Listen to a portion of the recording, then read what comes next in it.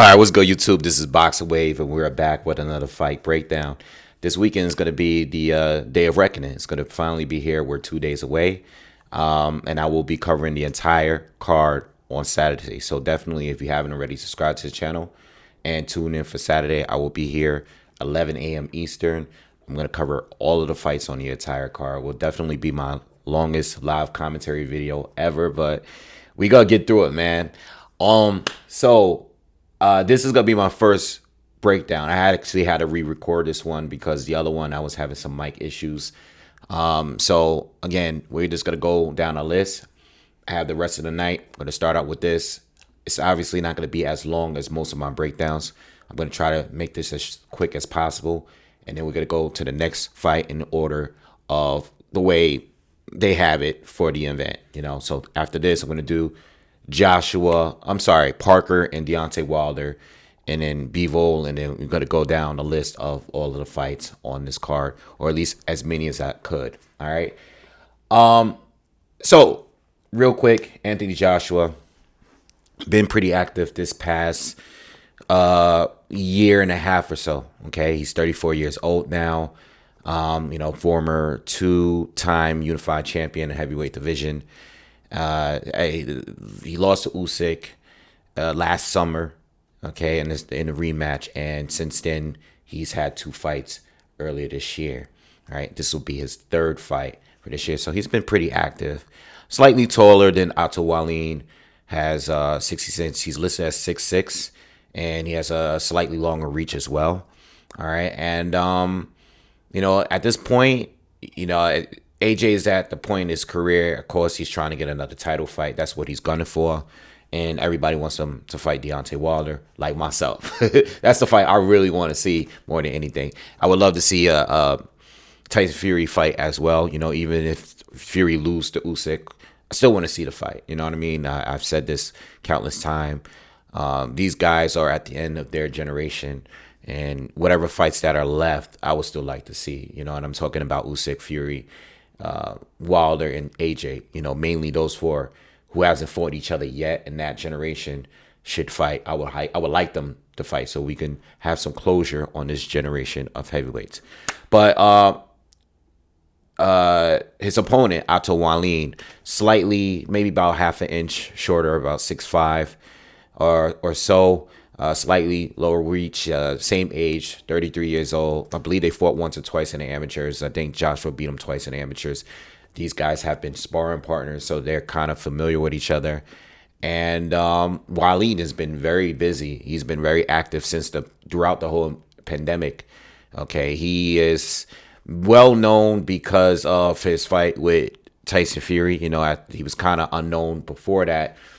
He gave Fury one of his toughest fights in his career, in my opinion. He gave him a bad cut, and he gave him a stoppable cut. Now Fury went on to win the fight unanimously, but still, it was good performer from someone that no one really knew of. I didn't know who he was until that fight. And it was a good performance, but Fury still clearly won the fight to me. It was still a pretty wide 8 rounds to 4, maybe 9 rounds to 3 kind of fight for me, but Otto Wallin is a good opponent. He is a southpaw. He is a bit tricky, and he's just he's a well balanced fighter. Not the biggest power, but pretty durable, good mover, knows how to control distance well. So it's a tough fight for Anthony Joshua. It's not an easy one, but when has he had an easy fight? His resume is stacked. And people still, to this day, even with the losses, still believe that he has the best resume in the heavyweight division. Some say Wilder or not. Well, some say Fury. But as far as resume as a heavyweight, people still say that AJ may have the best resume because the consistency of the top challenges. There's no journeyman really in between these fights, over the years. All right. Or rarely, it's barely any. So anyway, let's talk about this fight. Now, I don't think that this is the most competitive matchup, but I think it's close. Maybe it's top 3. Right? You have a lot of good heavyweight fights on this card, but it's one of the more challenging ones for AJ, I would say, because he is fighting a southpaw, we know he doesn't have many fights with southpaws. I think he might have had one pro fight before Charles Martin with a southpaw, maybe one. I can't remember. I remember doing a breakdown years ago with Charles Martin, and obviously I did breakdowns for the two Usyk fights. But I guess it's because he's fighting a southpaw and a guy that knows how to control distance and move well. It could be an issue for AJ. I guess also it's a lot of pressure on AJ. Because if he loses this fight, it's gonna eliminate. It's like every fight counts at this point. You don't have no room at this stage in your career to really lose to someone that I guess people don't feel is like one of the bigger names. You know what I mean?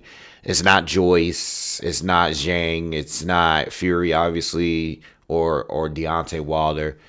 It's Otto Wallin. And even though he is a good fighter, and he does got some good wins. He got the noticeable, he has a loss of Fury, but he has a noticeable win against Dominic Brazil. And then recently he just beat Murat Gassiev. So AJ is a lot of pressure on AJ. It's always going to be pressure on AJ because every fight counts at this point.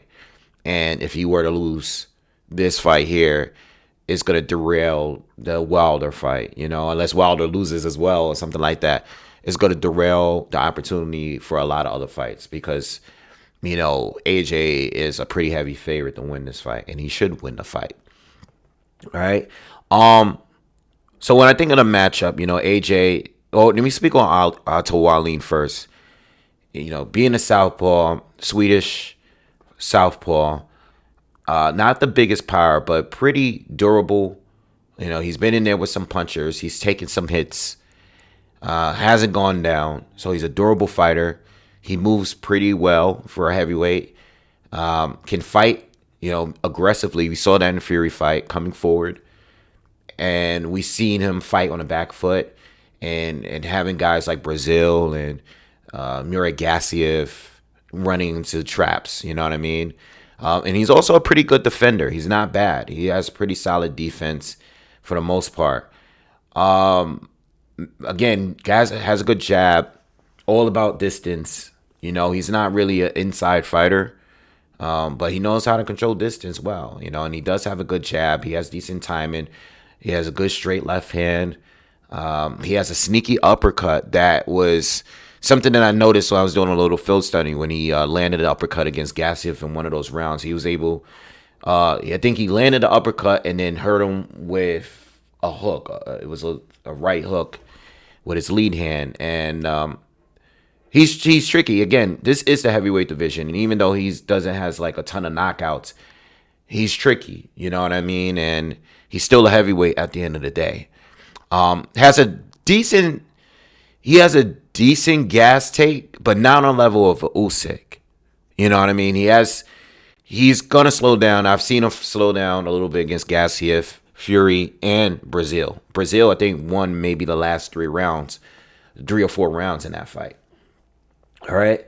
But I want to say from as far as AJ and his resume, I would put Wallin above Charles Martin.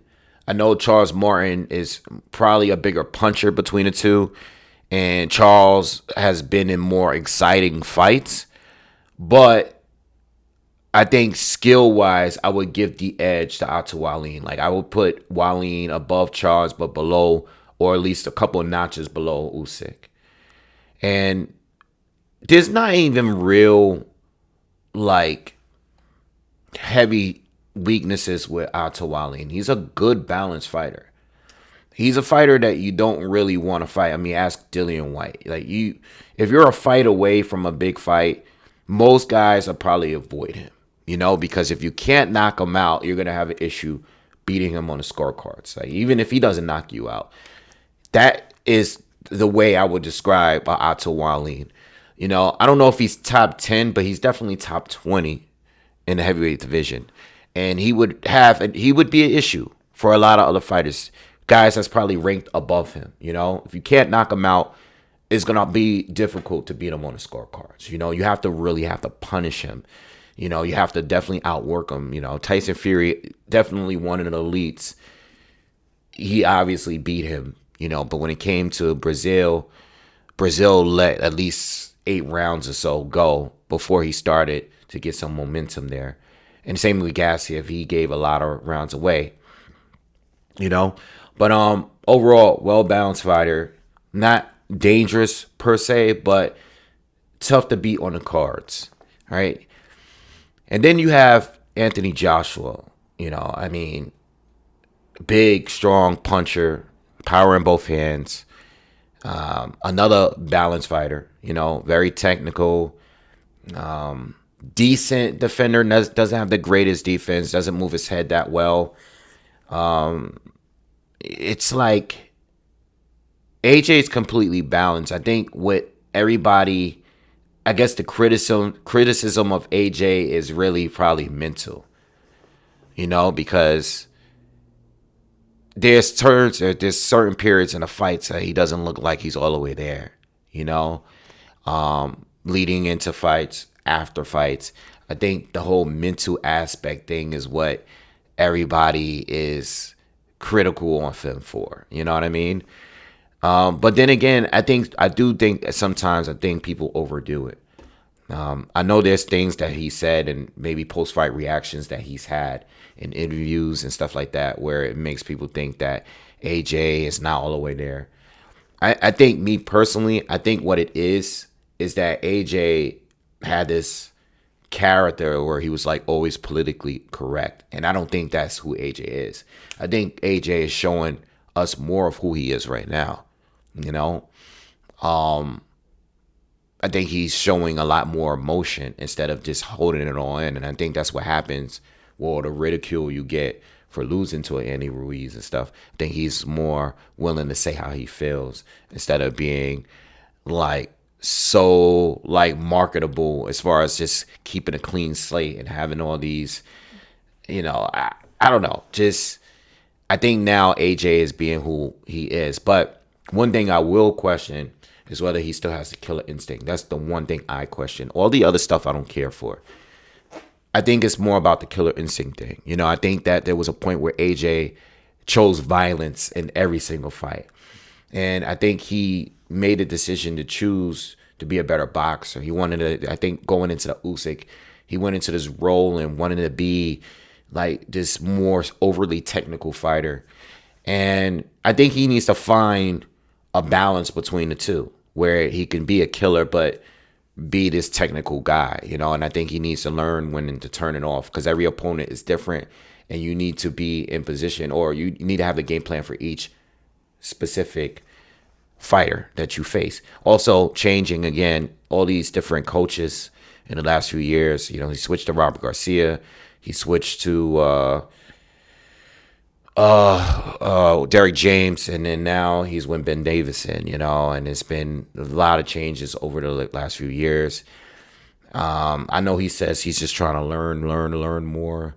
I don't know if it's been beneficial for him yet. I can't even tell you, because again, it's the performances may not be strictly about the coaches. It might be about the fighter. At some point we just got to say, maybe it's just AJ. Maybe it's not the coaches. Maybe it's AJ. He's the one that's fighting in there. And you have the experience fighting guys like Klitschko and Povetkin. You've had so much experience with other experienced fighters, former champs. It's you at this point. You know what I mean? It's you control the fight. But AJ overall, again, balance. When I think of him, balance but powerful. I've seen so many different versions of him, and I think he needs to stick to a game plan, like whatever the game plan is. Sometimes, yes, you have to make the adjustments, but I personally think, like, when I look at the Usyk rematch, and I'm doing a film study on that, I didn't even bother going to the first fight because I didn't think it was that close. But when I look at the rematch, I like the aggression, right? I like the body work. I wish he went to the body a little bit more, kind of like the way Triple D did against Usyk. What I don't like is him trying to. I think he wasted a lot of time and was throwing himself and psyching himself out when he was just trying to time Usyk. I think Usyk was a little too confused. His movement and the volume and the amount of activity that Usyk is doing in the ring, even when he's not throwing punches, it threw AJ off. And even though he did better in a rematch, much better performance in my opinion, it still just wasn't enough. And I just think like there are certain key things that he did in that fight that I think he can do in this fight that would work out better for him. Because again, I don't view Wallin as being on anywhere near Usyk's level. I think he does some of the same things, but not as good as Usyk does it. You know what I mean? So with that being said, AJ, good counterpuncher. I mean, the performances that we've seen against, he lost twice to a southpaw, one of the best fighters in the world. And, you know, he dominated the other one. And he beat Charles Martin as if Charles Martin was nothing. Like, no one else has still have been able to do that. You know, no one's made it look at that easy as AJ did. AJ did it in 2 rounds. And he made it look easy. You know, it wasn't even competitive. So, with this fight here, what I think Wallin needs to do, I think Wallin needs to be as mobile as possible. Don't be stationary for too long. Throw combinations. Okay. I notice when AJ gets caught with a good shot, like if you throw the jab and if it lands, follow it up with something, you know, follow it up with the 2 and then 1 again. Like mix the punches up, throw the combinations, because when AJ gets tagged with a shot, his reaction is always to clam up or just starts doing like a bunch of unnecessary movement, like to watch. I guess he's not trying to get hit with the second shot. So with AJ, sometimes I think like you hit him with a good shot, you got to follow it up with another shot, and you got to stay. You got to keep moving laterally, you know, or back up, and wait for the counter, you know, but keep that lead hand out there. I don't expect Wallin to be feigning as nearly as much as Usyk does, or moving as much as Usyk does, and throwing the amount of punches. He doesn't have the cardio on Usyk's level, you know. And I have to keep bringing up Usyk simply because the similarities that are there. I don't think he's capable of doing what Usyk can do, but I do think Wallin need to take some of those things in those fights and apply them in this fight here. And that involves mainly the lead hand, controlling distance, moving laterally, you know what I mean? Setting the traps. But a lot of it has to do with controlling distance and moving. Once AJ closed the gap, you're in his world, you know, because he's a better fighter on the inside. He's the stronger fighter. He's a bigger puncher. So with Wallin, he has to keep letting those hands fly, but being on a move, you know, landing that straight left, trying to move to the right. What I'm expecting for AJ to do is to attack the body. I mean, that is what he needs to do. You need to slow this guy down earlier, you know? Even if Wallin is having some success early, which I think he will, AJ needs to attack the body early. Slow this guy down, because when I look at the Garcia fight, when I look at the Brazil fight, I noticed that Wallin is a lot less mobile in the later rounds, and that's exactly what AJ wants. He wants it to be a little bit more of a dogfight. Yes, AJ could probably still win a boxing match. You know, his counters will be harder, you know. He'll probably get the time. It won't be as hard to hit him as it was for Usyk. But start early. Go to the body early. Slow this guy down. And, you know, also use the left hook. Throw a sweeping left hook to land that right hand. You know, keep throwing it.